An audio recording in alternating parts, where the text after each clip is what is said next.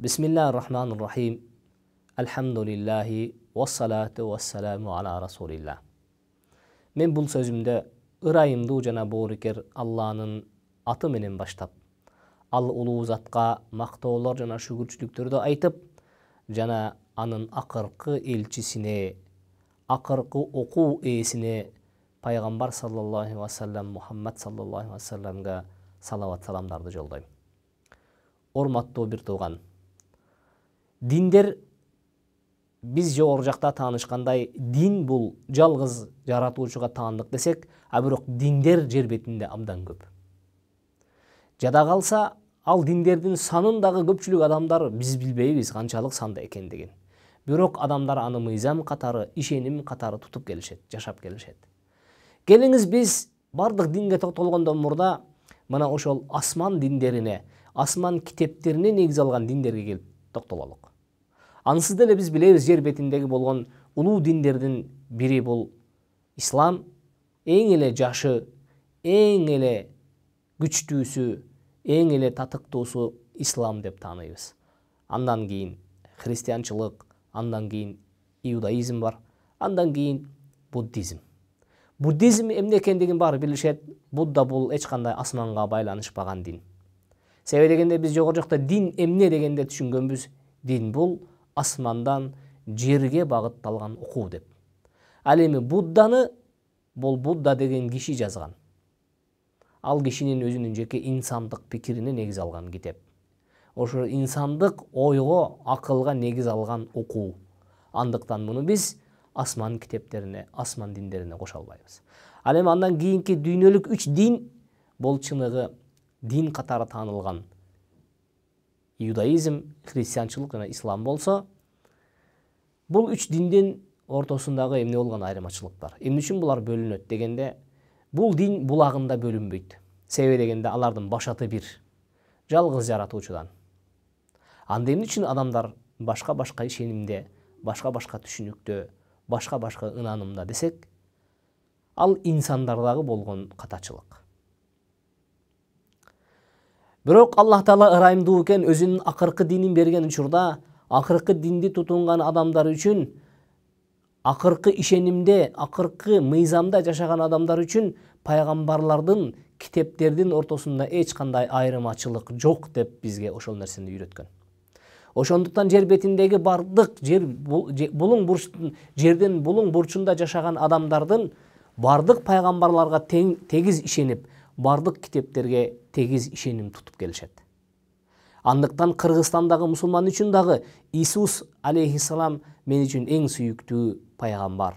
Ошонун эле катарында Моисей пайгамбар, Муса пайгамбар мен үчүн эң сүйүктүү пайгамбар.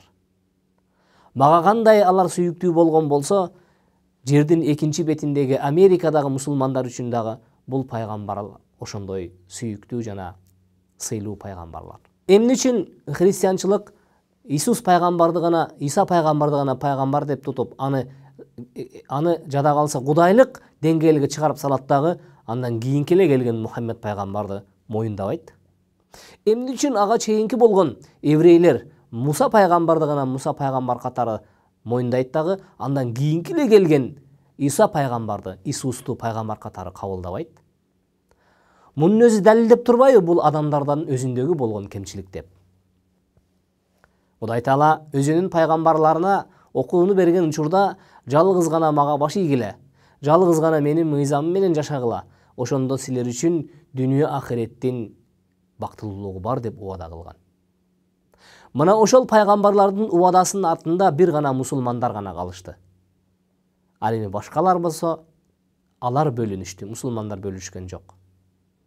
Себеби дегенде, мен үчүн ошол Тоораттай ыйык китеп. Мен үчүн ошол Инжилдей ыйык китеп.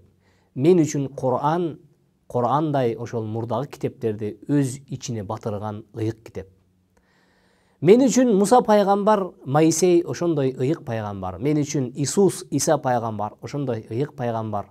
Мен үчүн Мухаммед пайгамбар, мана ошол мурдагы бир туугандары келгендей ыйык пайгамбар. Анда бизге түшүнүктүү болот. Эмне үчүн диндерде көз караш башкача десе, Эмне үчүн диндер бөлүнөт десе, асмандан түшкөн диндер бөлүнгөн эмес, балким асмандан түшкөн окууну өз ордунда сактабаган адамдарда болгон көйгөй, мүчүлүш. Адамдар ошол окууну туура эмес кабылдады. Ар бири окуу алган учурда, ар бири пайгамбар туткан учурда аларды же пайгамбарды кудайлык деңгээлге көтөрүп салды, же болбосо болбоду дегенде менин пайгамбарымдан кийин пайгамбар жок деп өзүнүн түшүнүгүндө гана калды. Эч качан ал Кудай Тааладан келген көрсөтмөгө баш ийген жок. Көйгөй ушул жерде. Адам кайсыл учурда көрсөтмөдөн баш тартканда ал адашууга барат. Адам качан өз жаратуучусуна моюн сунбаганда ал күнөөкөрчүлүккө батат. Жыйынтыгында биз айтабыз, жер бетиндеги адамдардын башын бириктирген, максатын багыттаган, алардын санаасын топтогон жалгыз гана дин ислам дини. Мына ошол христианчылыкты туткандарды дагы ичине батырган, мына ошол иудейлерди дагы ичине батырган, мына ошол таптакыр динсизди да ичине батырган бул ислам гана. Андыктан Аллах Таала бул динди «Ал-яума акмалту лакум динакум ва атмамту алейкум ни'мати ва радиту лакум ал-ислама дина». Садакаллаху азим. Мына ушундай деген аят менен коштогон. Эмне дейт?